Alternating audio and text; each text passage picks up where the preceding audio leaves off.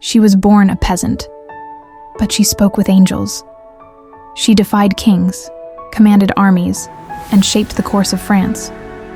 They tried to silence her with fire, but the name burned greater than the fire. Saint, warrior, martyr, France's eternal flame. Amid the torn France of war, when church bells in villages were drowned out by the clang of English steel, a child was born under the weight of prophecy. Joan of Arc, or more widely referred to as Jeanne d'Arc in her homeland, was born into a world ravaged by famine, plague, and war. Her birthplace, the village of Domrémy, was nestled like a sigh on the riverbank of the River Meuse, among woods and shrouded in myth. There, in ragged roofs and squalid fields, inhaled the first breath of her future as French patron saint. At 13, Joan began to hear voices. She explained that they sounded from Saint Michael, Saint Catherine, and Saint Margaret, divine advisors who urged her to remain a virgin and, ultimately, to liberate France. To everyone, these words would have been regarded as madness or blasphemy, yet to Joan, they were real. She never doubted. With each apparition, her mission became clearer. France was dying, its crown teetering on the scales of kings, and its people had nearly given up in despair. But God, through Joan, had not. It was in 1429, convinced by her visions, that Joan approached local garrison commander Robert de Baudricourt, demanding an audience with the Dauphin, uncrowned Charles VII. Guffawed from the hall at first, Joan did not relent. Her sincerity, her unwavering fervor, and the rumor of heavenly inspiration tugged hearts. Within weeks, she was riding towards Chinon, disguised as a man, over 300 miles into enemy-occupied territories. Her legend was only beginning. When Joan arrived at Chinon, the court of the Dauphin was divided. France was divided, and Charles VII, with the derogatory title of King of Bourges, had no crown, no army, and no faith in his people. Rumors were heard about a maiden prompted by saints, one who bore the favor of heaven. Joan appeared before Charles in a clandestine trial. He hid among courtiers to see whether the girl would be able to pick out the real heir without prompting. She went straight to him, curtsied, and whispered a secret that only he and God would have known. Charles reeled, and for the first time in years, hope began to kindle. They interrogated her for weeks. Scholars tried to expose her as an impostor, an heretic, a witch. But Joan's answers were simple, courageous, uncompromising. "I am sent by God," she said, "and you will not cut short his work." They could not fault her. She passed every test. The Dauphin, driven by destruction and despair, made the unthinkable decision. Joan was to lead the army of France. Soldiers sobered in her presence. They stopped swearing, went to confession, and fought with prayer. She wore armor of white, a banner with Christ in judgment and the fleur-de-lis. She avoided a sword until directed in vision, where one was found, behind an altar in a church of Sainte Catherine de Fierbois. There, buried in the ground, it was rusted and old. She dug and carried it to war. What France didn't require was a soldier. It required a symbol. And Joan became that symbol. She didn't walk with conceit, but with righteousness.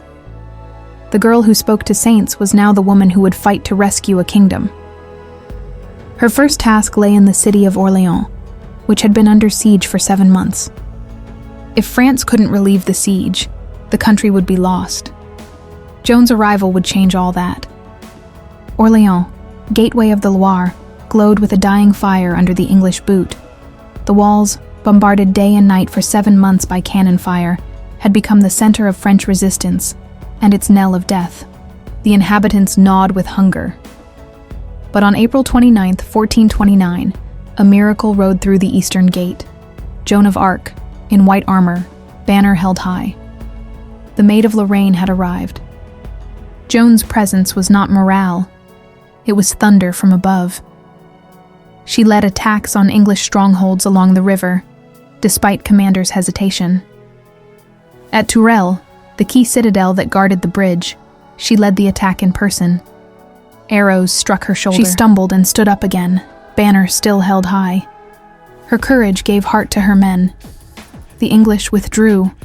The siege broke. The unthinkable had happened. France, for a first time in years, believed in victory. Victory at Orléans was thunder. But Joan's assignment had ever been a crown. Charles VII was king in name, but not crowned. The sacred city of Reims, where French kings were crowned, lay far in enemy territory. The road to it was not strategy, it was prophecy. Joan promised she would bring him there, and Charles, once skeptical, now believed. On the 17th of July, 1429, Joan stood in armor with Charles when he was anointed King of France. Tears flowed down her face as holy oil touched his brow. The task had been achieved. The girl who heard voices at Domrémy now stood beside a king.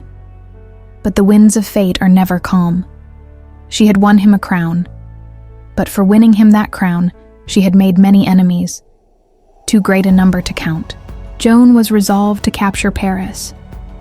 Charles hesitated. The court distrusted her. There were nobles who despised her for her common blood, others who dreaded her assertions of divinity.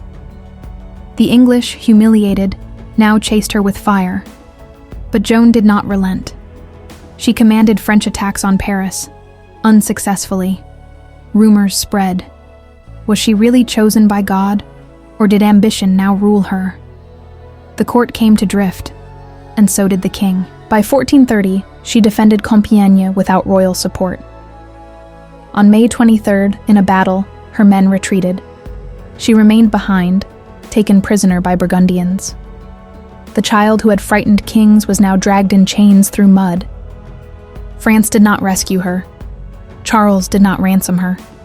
She became a threat to everyone who doubted God's work. Joan's shackles clanked through the corridors of betrayal.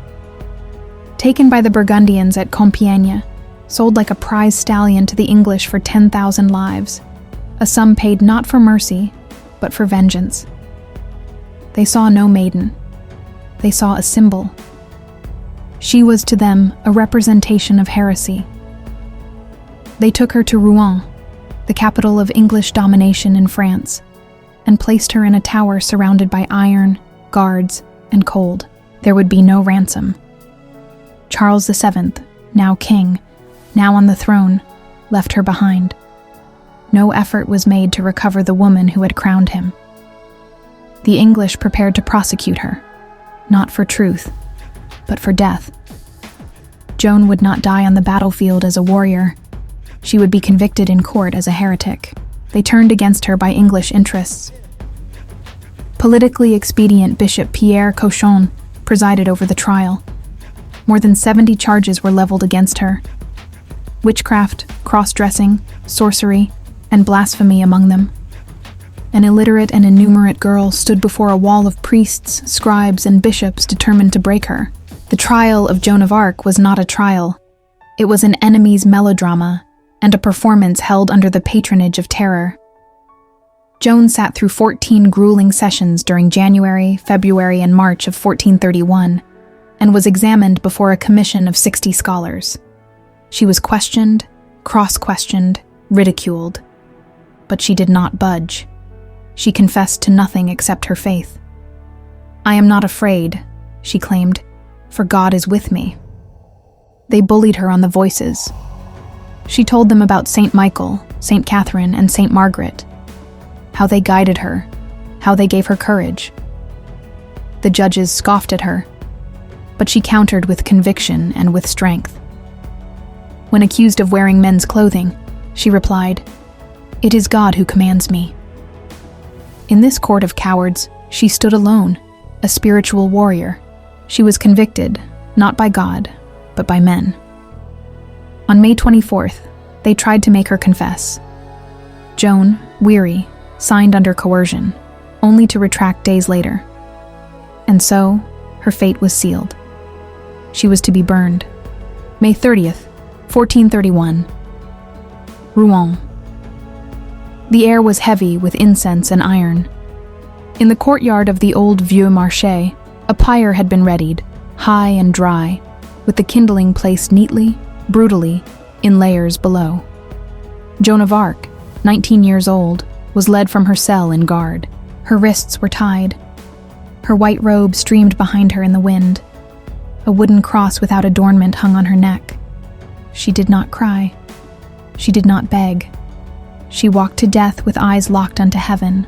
As flames grew higher, Joan cried out, "Jesus, Jesus, Jesus." The witnesses said that her voice did not tremble. It sounded. They wept. Some of them turned away. One of the English soldiers grumbled, "We are lost. We have burned a saint." Her body was consumed by fire. Her heart, they said, would not burn. Ashes were cast upon the river Seine, as if to erase her from the face of the world. But France would never forget. Years passed. France was regained in strength. Charles VII, too timid to act, ordered a retrial, not out of justice, but of redemption. In 1456, a papal court sat in Paris, rehearing charges, witnesses, and evidence against Joan in the first trial. The verdict? Joan of Arc was innocent. The church declared the initial verdict corrupt and false. The witch was now clear. The heretic was now a martyr. Throughout the ages, the story of Joan became myth, memory, legend. Artists painted her, kings sang her praises, revolutionaries invoked her name. To the French, she was not merely a religious figure. She was an instrument of resistance, of goodness, of fire. In the bleakest of ages, she stood alone, and so she became immortal. In 1920, a half-millennium after she had died, the Vatican declared Joan of Arc a saint. Pope Benedict XV declared her a holy woman, a virgin martyr, and a guiding light to all Christians. She was designated with a feast day, May 30th, the day the fire had devoured her flesh but not her name. From peasant to seer, from soldier to saint, Joan of Arc had conquered even time. Today, Joan of Arc is not just French heroine, but one of the immortals of mankind. A figure of bravery, a vision child, an unshakable woman of faith who shattered the gender, class, and fear molds. In her, the impossible was possible. In her, heaven and earth converged. And through her, a kingdom arose out of ashes. She did not live to see peace, but she died unconquered.